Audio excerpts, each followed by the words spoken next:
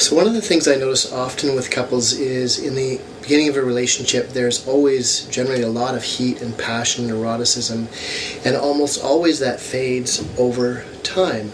And so that leaves a lot of us questioning and a little bit disappointed about why that's happening.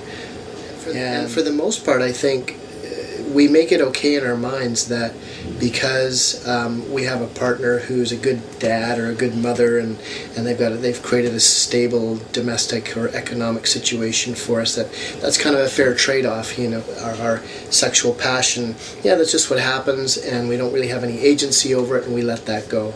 Well, it doesn't have to be that way. I think what's really important to remember is that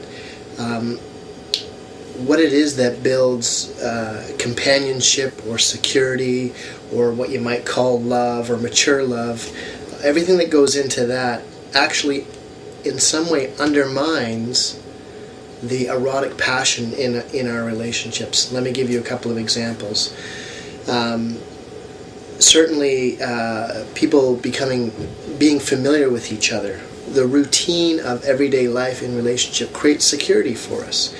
Now, routine in the bedroom, on the other hand, leaves things feeling a little flat and a little boring.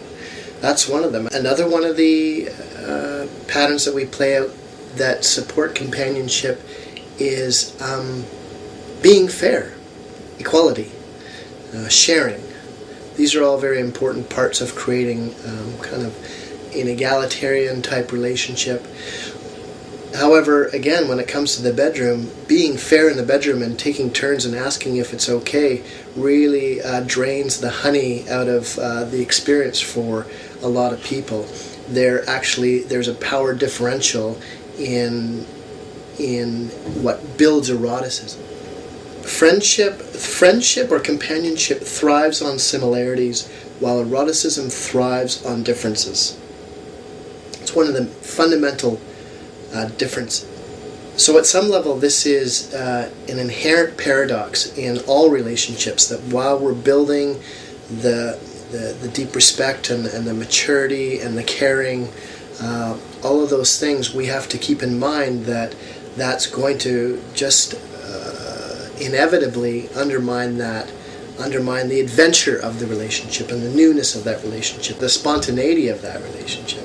So it's important to mix things up. I say that people are a lot like medicine. You got to shake it up, shake well before using. Shake it up, mix it up. When you're making love, do something different. Make love in a different room. Make love at a different time. Make love in a different outfit. Make love with different people if that's your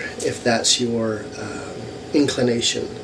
But it's really important to find ways to keep the adventure alive in the bedroom.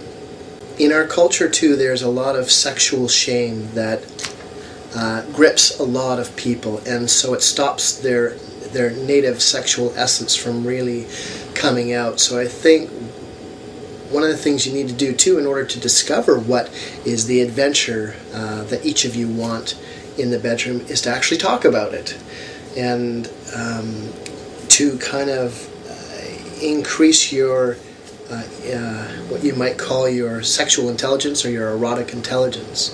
So it's important to maybe share with each other what kind of fantasies do you have. So that might be scary for some people, but just get to know each other's erotic landscape.